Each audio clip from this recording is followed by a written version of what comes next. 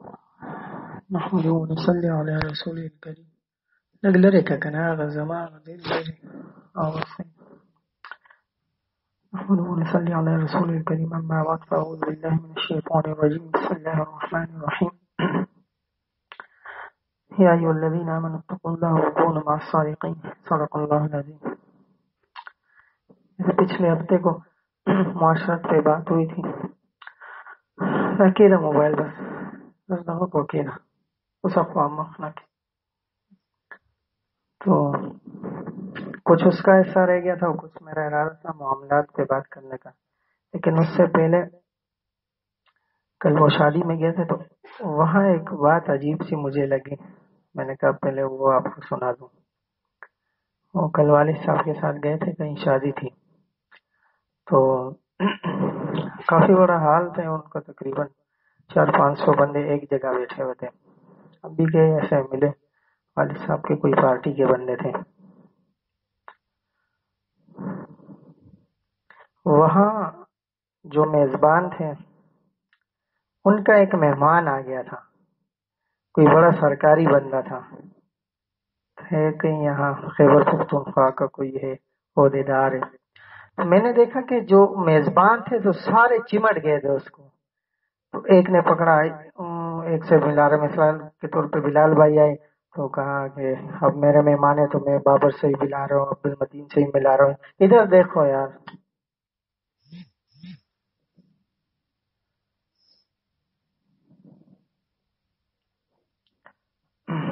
ان سے بھی ملا رہا ہوں، ان سے بھی ملا رہا ہوں. تو میں نے سوچا کہ دیکھیں کتنے بندے بیٹھے ہوئے ہیں سارے، ابھی ادھر نہیں دیکھنا ہے. کتنے بندے بیٹھے ہوئے تھے؟ 400-500 بندے بیٹھے ہوئے تھے. لیکن میزبان نے ایک کوئی پکڑا تھا اور وہ ملا رہا تھا سب سے، کیا ہمارے مہمان ہے، اس کا بھی تعارف کروا رہے تھے، پھر ان کا بھی کا تعارف کروا رہے تھے. میں نے سوچا کہ قیامت کے دن بھی اسی طرح ہوگا. یہ کیوں ہے؟ یہ خاص ہے. حالانکہ ویسے تو مہمان سارے ہوتے ہیں نا. اسی طرح آپ دیکھیں کہ کہیں شادی ہوتی ہے تو اس میں کچھ خاص بندے ہوتے ہیں، ان کے لیے الگ کھانے کا سسٹم ہوتا ہے. مثال کے طور پر کہیں صرف چاول ہی ہے، لیکن جب خاص ہوتے ہیں ان کے سامنے بوتل بھی رکھتے ہیں اور کسٹرڈ بھی رکھ دیتے ہیں اور فروٹ بھی رکھتے ہیں اور چرغے ورغے بھی رکھ دیتے ہیں. یہ خاص ہوتے ہیں. تو قیامت کے دن بھی اس طرح خاص بندے ہوں گے جن کو اللہ تعالیٰ عرش کا سایہ دے گا.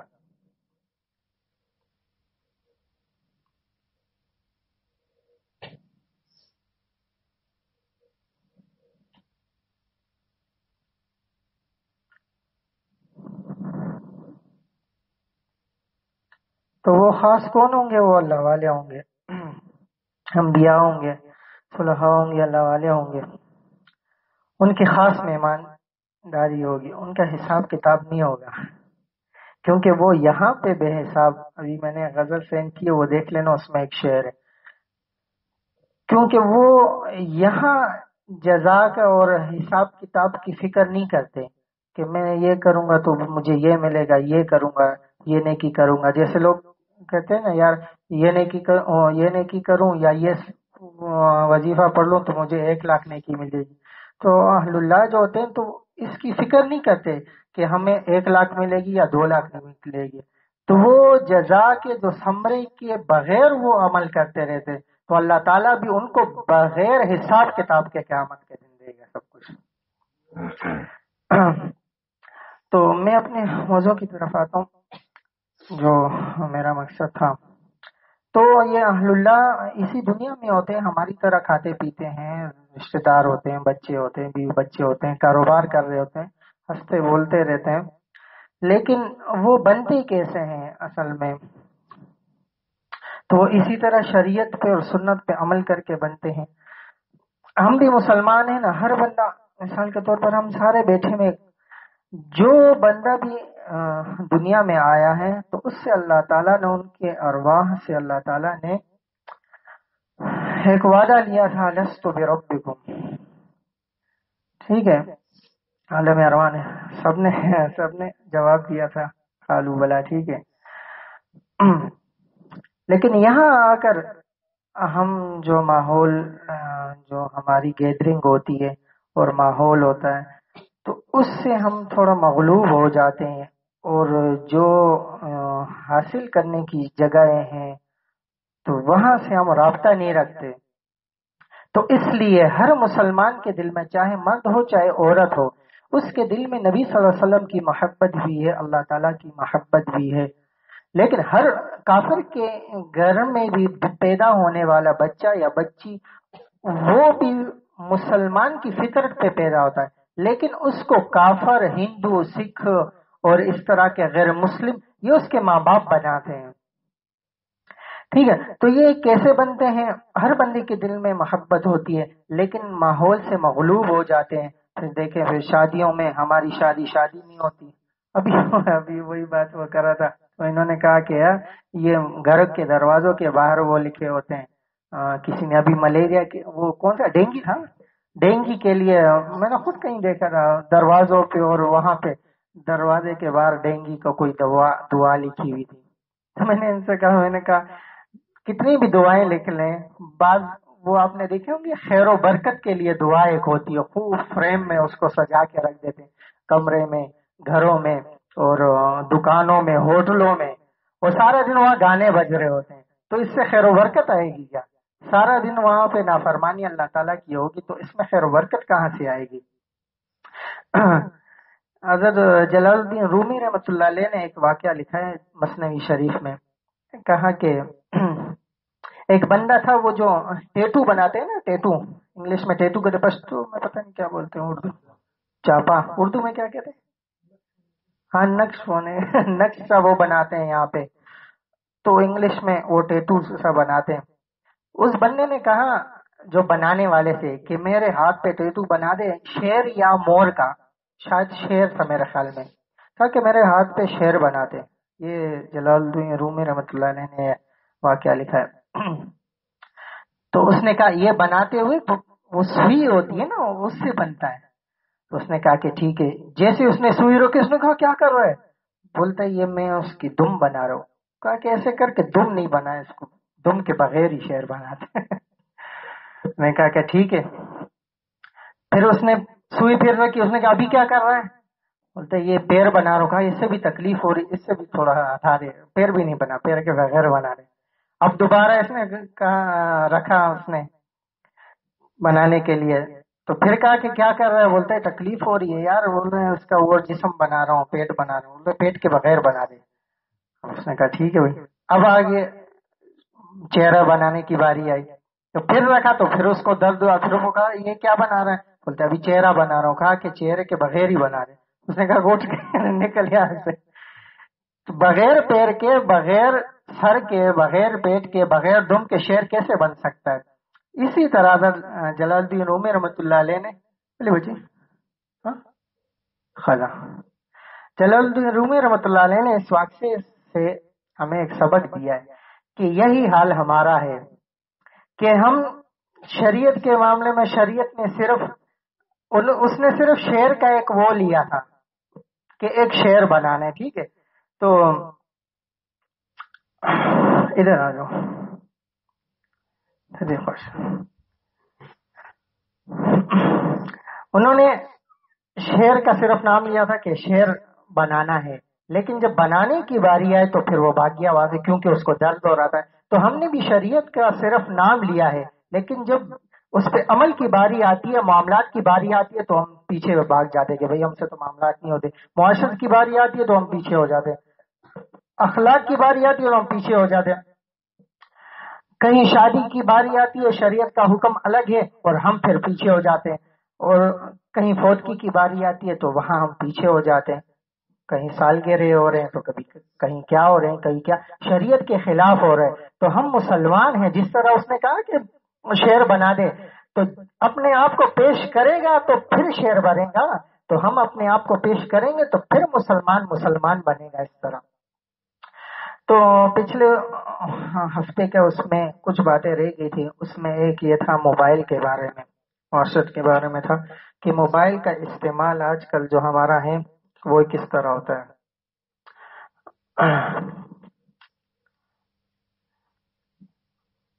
ایک دوست صاحب کچھ عرصہ پہلے ابھی ہفتہ ڈیڑھ کی بات ہے، تو میں راستے میں جا رہا تھا تو اس کی کال آئی، تو کال یہ کہ میں نے کاٹ دی اس کو. میں نے کہا چلو میں بعد میں جب گھر پہنچ چکا، پر الحمدللہ میں کاٹ دی. تو پھر مجھے پتا ہے کہ اب مجھے کرنی ہے کال اس کو. اس نے کال کی تو میں نے کاٹ دی. گھر جیسے ہی میں پہنچا یوں میں نے ٹیک لگائی ابھی اور فوراً میں اس کو ملائی تو وہ مس کال اس کو چلی گئی. لیکن اس نے پھر فون نہیں کیا، بس گیا تو گیا. وہی بندہ ہے، شاید وہ بیان بھی سنے. تو انہوں نے کل فون بھی کیا تھا، دوست ہے ہمارے، خوش ہو جائیں گے، کوئی اس کی وہ نہیں ہے، اصلاحی بات ہے. بعض اوقات کوئی بھی ہوتا ہے، مجھے بھی اپنی اصلاح کی فکر ہے، دوسروں کی بھی فکر ہے، سب کی یہ ضروری ہے. کیونکہ ہم موبائل مثال کے طور پر ابھی میں نے پیکج کر لیا، 5 بجے پیکج کیا، 7 بجے ختم ہونے. اب 2 گھنٹے مجھے مسلسل یہ استعمال کرنا ہے. ابھی کبھی بابر کو فون کر رہا ہوں، کبھی بلال کو فون کر رہا ہوں. بلال ادھر موبائل میں کام میں لگا ہوا ہے، اور واہ بھائی کیا حال ہے، وہ ہو رہی ہے یار کیا مسئلہ ہے. کیوں کہ میں نے 2 روپے پہ 2 گھنٹے فری کیا ہے. 2 گھنٹے دوسروں کا سر کھاؤں گا اس طرح. تو میرے پاس اگر ٹائم ہے تو لازمی تھوڑی کہ دوسرے کے پاس بھی ٹائم ہو. اور اگر دوسرے کے پاس ٹائم بھی ہو تو بعض بندے ہوتے ہیں میرے پاس، تو اگر کوئی کال کر لے فضول بات تو میں بات ہی نہیں کر سکتا ہوں. کوئی بات ہوتی ہے نا، بھائی آپ کے کیا حال ہے. بعض لوگ ایسے کرتے ہیں کہ فلاں کیسا ہے، فلاں کیسا ہے، فلاں کیسا ہے، بس بات ختم ہو گئی.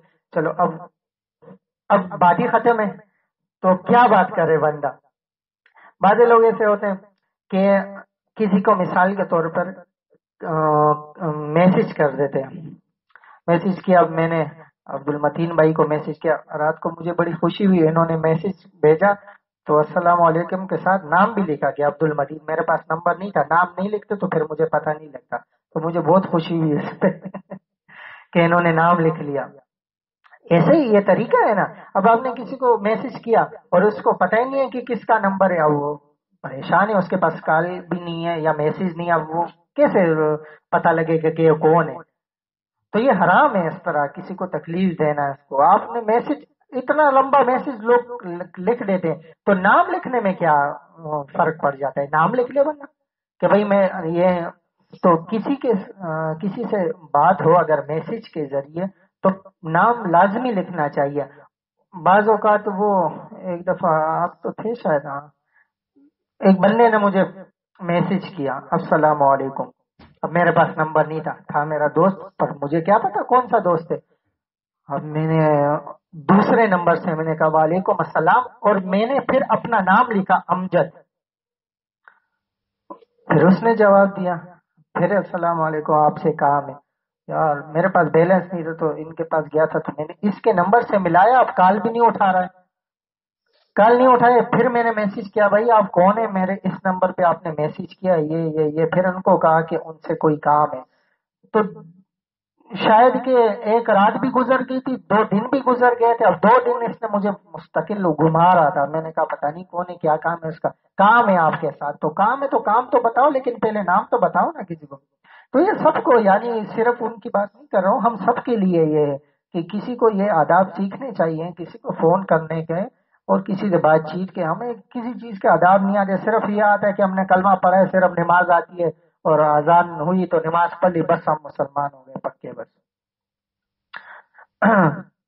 تو پھر انہوں نے کہا کہ یار اس طرح کوئی بات ہے. تو انہوں نے شاید مجھے بتایا، ہاں آپ نے بتایا تھا نا، انہوں نے مجھے بتایا کہ وہ کہہ رہے ہیں کہ یہ بات ہے. تو بندہ کہہ دے بھائی یہ بات ہے، آپ سے یہ کام ہے، نام بھی بتائے، یہ کام بھی بتا دے.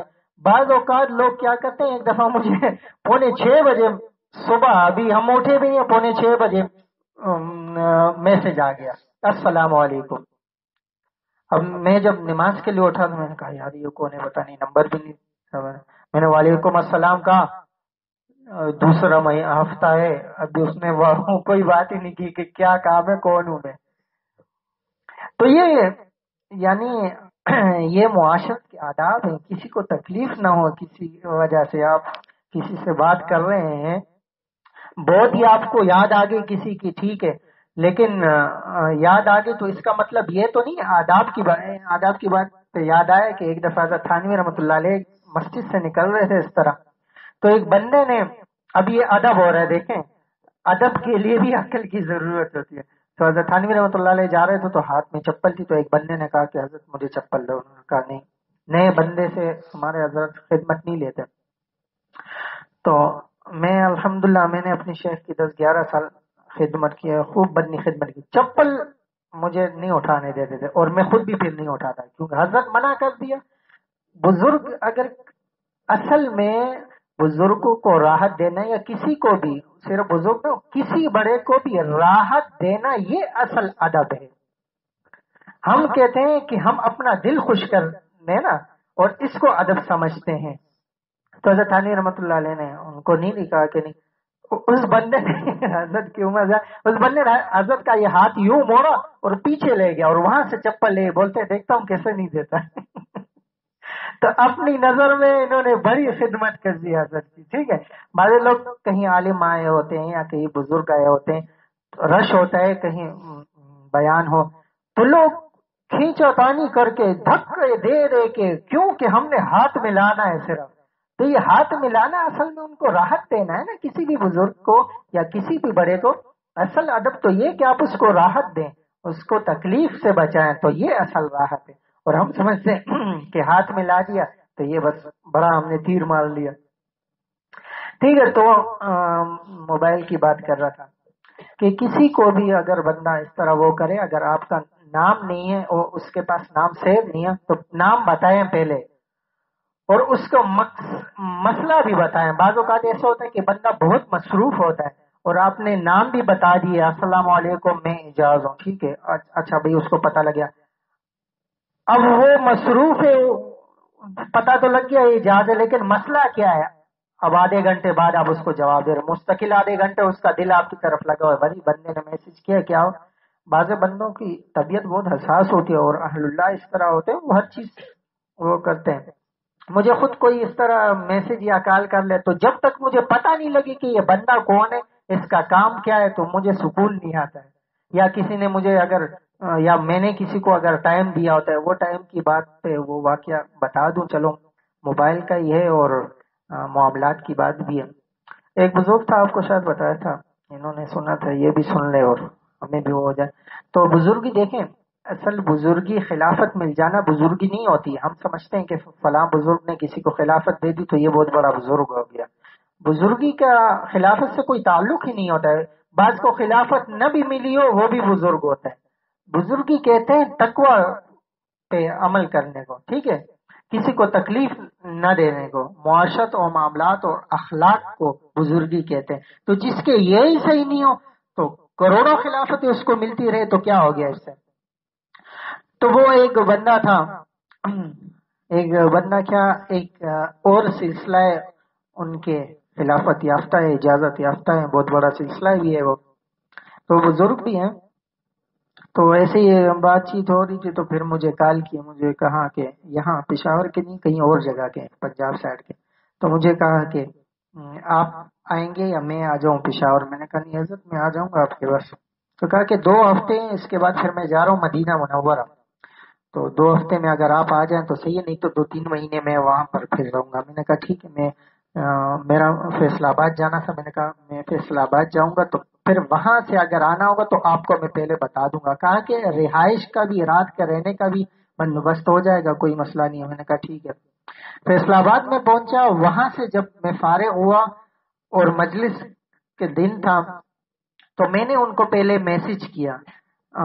میں نے کہا حضرت اس طرح پوری تفصیل میں نے کی. میں نے کہا اس طرح میں فیصلہ آباد آیا ہوں، اب میں آپ کی طرف آنے والا ہوں.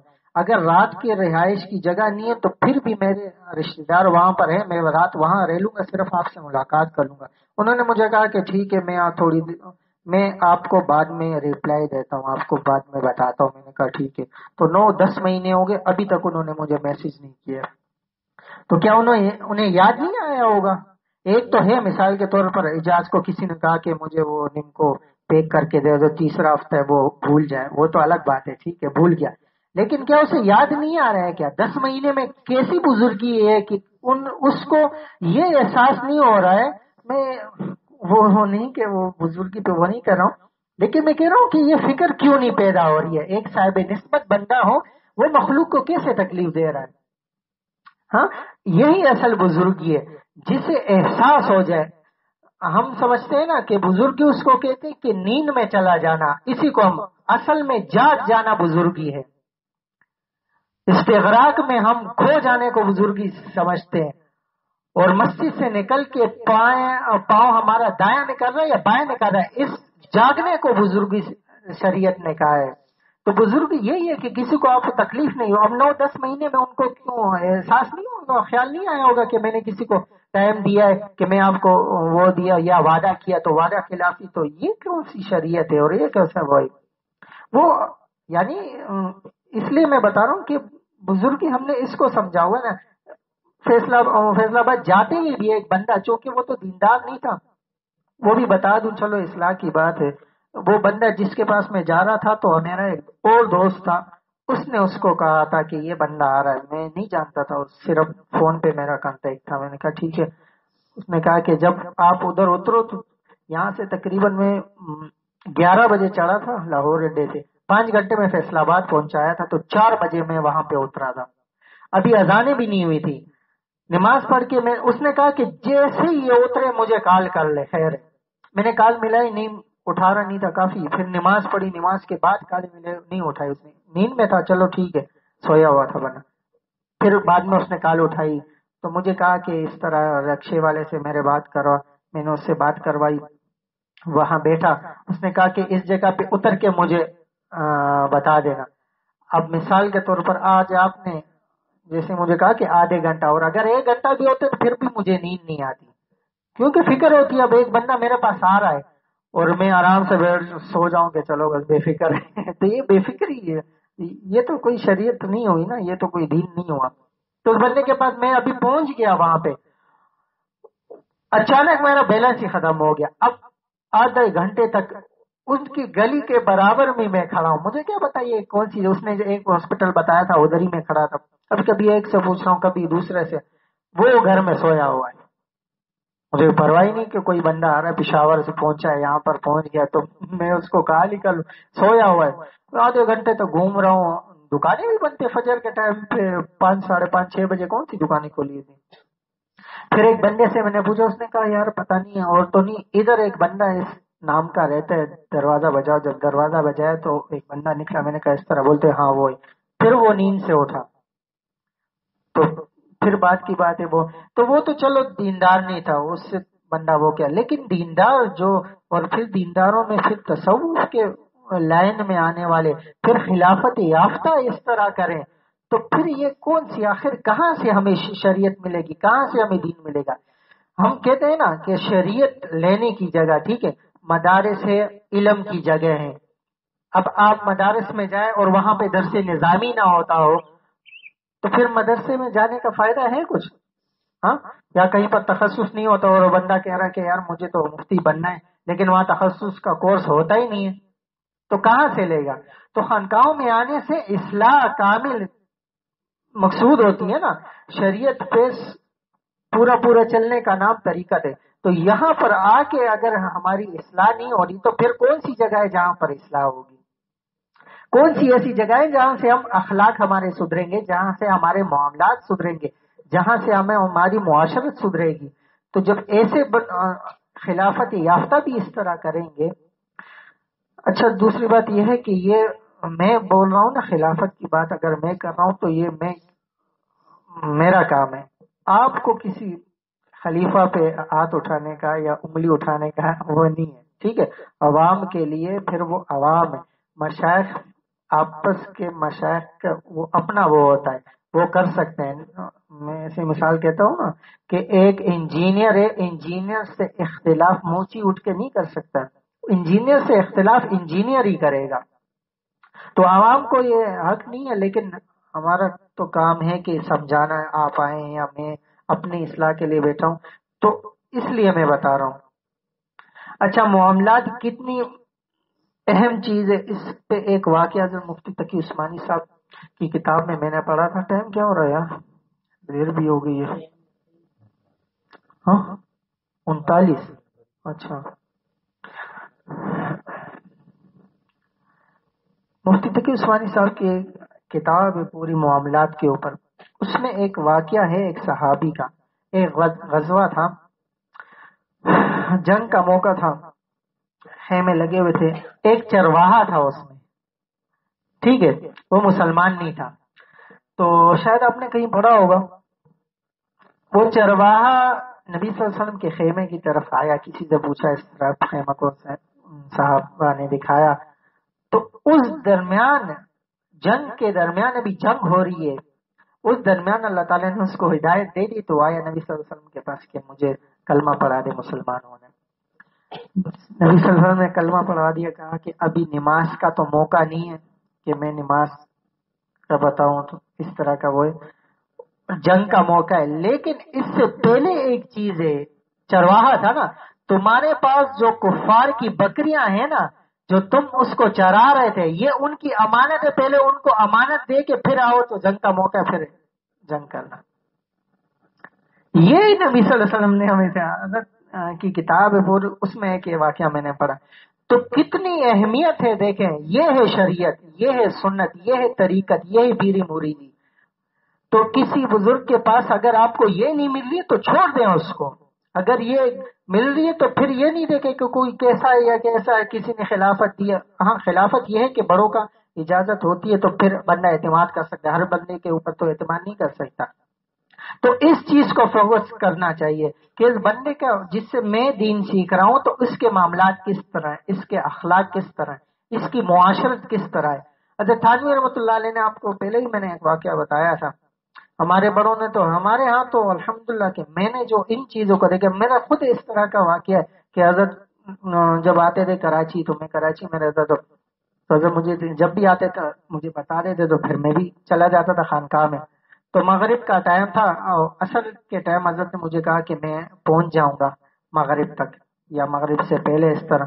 میں نے کہا ٹھیک ہے حضرت. میری چھٹی ہوئی، میں چلا گیا، گاڑی میں بیٹھ گیا. میں نے کیا کیا، ایک سم نکالی، دوسری سم لگا دی، اور پتہ نہیں کیا کر رہا تھا میں. تو جو سم حضرت کے پاس نمبر تھا وہ سم تو میں نے نکال لی، دوسری لگا دی. گھنٹہ ڈیڑھ کا سفر ہے کراچی میں، جہاں خانقاہ تھی ہماری لانڈی سے مجھے جانا تھا اس طرح گلشن اقبال. تو گھنٹہ ڈیڑھ ابھی حضرت نمبر ملا رہے ہیں کہ بندہ پہنچا نہیں پہنچا نہیں. اب مجھے کیا پتا تھا 10-11 سال پہلے کی بات ہے، یعنی معاملات کی بات ہے کہ کسی کو تکلیف ہو رہی ہے. اسی طرح ہم سالکین کو اس طرح پتہ نہیں لگتا کہ یار پتہ نہیں اس سے کیا. ابھی آپ بھی کہیں ہیں کہ کیا موبائل اور واش روم اور یہ چیزیں اٹھا کے بیٹھا ہوتا ہے، یہ بھی کوئی بیانات کی چیز ہے. تو اصل یہی ہے، انسانیت سیکھ لینا یہی اصل چیز ہے.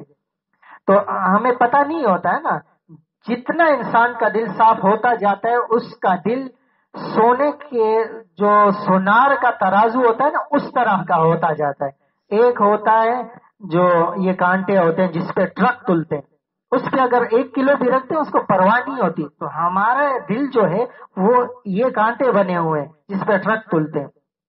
جب انسان کا دل، یہ گناہوں کی وجہ سے ہوتا ہے، جب انسان کا دل صاف ہوتا جاتا ہے تو سونار کے کانٹی کی طرح بالکل ہلکا باریک ہو جاتا ہے. پھر اس کے اوپر اگر ایک رتی بھی رکھیں گے نا تو وہ یوں ہلے گا. اس کے اوپر تھوڑی سی بھی گناہ کا وہ بھی آئے گا نا، وہ کانپے گا اندر سے. یہی ہے، آپ نے کافی ایسے قصے سنے ہوں گے. تو جو اللہ والا ہوگا تو اس کو جب گناہ کا موقع آئے گا تو وہ اندر سے ہلے گا، پورا جسم اس کا ہلے گا. وہ گناہ کا عادی نہیں ہوتا ہے، اس کا جسم بھی نیکی کا عادی ہو جاتا ہے. روح تو ہوتی اس کے جسم پہ بھی اس کے اثرات آتے ہیں. اسی لیے جو بندہ گناہگار ہوتا ہے ہر ٹائم اس کا طبیعت بوجھل سی ہوگی، یعنی ہر ٹائم اس کو ٹینشن ہی ٹینشن، عجیب سے اس کا وہ ہوگا. اور جس کے دل میں اللہ تعالیٰ ہوں گے، جس کا دل صاف ہوگا نسبت کی وجہ سے، وہ ایسے باغ و بہار سے مست ہو رہا ہوگا تو جو ان کے ساتھ بیٹھنے والے تو وہ بھی مست ہو جاتے ہیں. ٹھیک ہے. کیا بات کر رہے تھے یار؟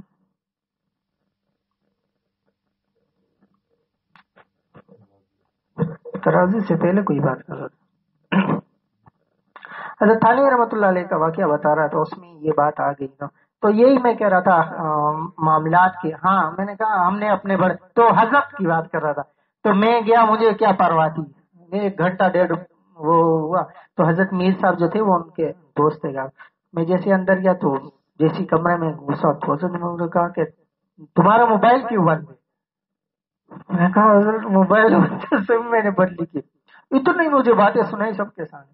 بولتے یہ مفت کا گناہ کما رہے ہو تم، کیونکہ ہمیں تو پتہ ہی نہیں ہوتا ہے. چھوڑو یار، موبائل سم لگا دی تو کیا ہے، کسی نے فون کرنا ہوگا کر لے گا، بعد میں کر لیں گے، کیا ہے. کسی کو ہم نے ٹائم دیا ہوا ہے 6 بجے کا ٹائم دیا ہے، موبائل بند کر دیا تو کیا ہو گیا، بعد میں کہہ دیں گے. یار ہم کیا کہتے ہیں، ایکسکیوز می، بس بات ختم. ہاں، ہمارے لیے یہ اس بندے کے دل پہ، یہ اس کا دل کالا ہے گناہوں کی وجہ سے. جب اس کو یہ ہلکا لے رہا ہے نا، کسی کو تکلیف دے رہا ہے، اس کو بس معاف کر دو یار، بس بات ختم ہو گئی. یہ سوال نہیں پیدا ہو سکتا. آپ کو نیند نہیں آئے گی کہ آپ کسی کو تکلیف دیں اور پھر وہ آرام سے ٹائم آپ کے اوپر گزرے، یا کسی کو آپ ٹائم دے اور پھر آپ کے اوپر ٹائم گزرتا رہے. ایسے نہیں ہو سکتا. اگر مجھے کافی باتیں سنیں تو خیر پتہ نہیں تھا، ایسے ہی تربیت ہوتی ہے. انسان مشائخ کے پاس آتا جاتا ہے تو پھر وہ آہستہ آہستہ ہی ہوتی ہے. تو ہم نے اپنے بڑوں کو اس طرح دیکھا معاملات میں. الحمدللہ تھانوی رحمۃ اللہ علیہ کے سلسلے میں جو میں نے معاملات میں نے دیکھے، میں نے کہیں پر اس طرح نہیں دیکھے. تو حضرت تھانوی رحمۃ اللہ علیہ کا جو واقعہ بتا رہا تھا، پھر بات ختم کرتا ہوں. حضرت نے ایک شخص کو، اپنے ایک تربیت یافتہ کو خلافت دی تھی. تو حضرت تھانوی رحمۃ اللہ علیہ اگر کسی کو خلافت دیں گے تو کتنے پائے کا بزرگ ہوگا، کتنے صاحب تقوی ہوگا وہ. ہاں، آپ سوچ بھی نہیں سکتے. حضرت تھانوی رحمۃ اللہ علیہ، پھر ہمارے حکیم اختر صاحب، سوال ہی نہیں پیدا ہوتا. وہ اتنے پرکھتے ہیں اس کو، ایسے تولتے ہیں، پھر جا کے خلافت دیتے ہیں. ایسے تھوڑی کہ جو آیا 10 سال گزرا، 10-20 سال کی بات نہیں ہے. وہ دیکھتے ہیں دل کو کہ کتنی اصلاح ہو چکی ہے. خیر یہ الگ بات ہے. تو حضرت نے خلافت دی تھی ایک اپنے خلیفہ کو. ان کا ایک بیٹا تھا، 10 سال 12 سال کا تھا. تو وہ آ رہے تھے حضرت تھانوی رحمۃ اللہ علیہ کے خانقاہ تھانہ بھون میں. اپنے بچے کو بھی اپنے ساتھ لے آئے. تو اس ٹائم ٹرینیں چل رہی تھی، تو ٹرین میں آئے تو آئے حضرت کے پاس بیٹھے. ایسی باتوں میں پوچھتے رہے. ایسے ہی حضرت نے پوچھ لیا یہ کتنی عمر ہے اس کی بچے کی. کہا کہ حضرت 12 سال عمر ہے. کہا کہ ٹھیک ہے. ہمیں ایسی اس کی شامت آئی تھی. حضرت نے پوچھ لیا ٹکٹ اس کا پورا لیا تھا یا نہیں. تو ریلوے کا قانون ہے کہ 10 سال سے اوپر ہوگا تو پھر پورا ٹکٹ کا اس ٹائم تھا، ابھی پتہ نہیں کون سا کیسے. تو انہوں نے کہا کہ حضرت ہے تو 12 کا، لگتا 10 کا ہے، میں نے آدھا ٹکٹ لیا تھا. اچھا. حضرت نے سر پہ یوں ہاتھ رکھے. تو میں نے تمہیں خلافت دی ہے، تم تو لوگوں کے حقوق مارو، تم لوگوں کی کیسے اصلاح کرو گے. کہا کہ مجھ سے غلطی تو ہوگی، لیکن ابھی یہ کہتا ہوں تم سے میں خلافت واپس لیتا ہوں. اس ایک چیز پہ لے لی. یہاں اس طرح پرکھا جاتا ہے ہمارے ہاں، کیونکہ اگلے کی اصلاح کرنی ہے نا. اتنا دین ہے، اتنا بڑا شریعت ہے. یہ نبی صلی اللہ علیہ وسلم نے جو ہمیں دین آ رہے تھے، یہ متواتر چلتا آ رہا ہے. ایسے تھوڑی کہ ایسی دھماکہ ہوئے بس دین و شریعت ہمارے سامنے آ گئی. یہ صحابہ سے، انبیاء سے چلتا ہوا آ رہا ہے دین. تو یہ وہی دین ہے. تو جو اس کے اوپر پورا کاربن ہوگا تو وہی دوسروں کی اصلاح کر سکتا ہے. جو اس سے ہٹے گا نا تو پھر اس کی اصلاح، پھر وہ خلافت ہی ہے. ٹھیک ہے، بس صدق اللہ العظیم. ختم کر دیں، بند کر دیں. نہ پرې ده بس. دغه بند کړه، هغه بل هم راکړه. دا والا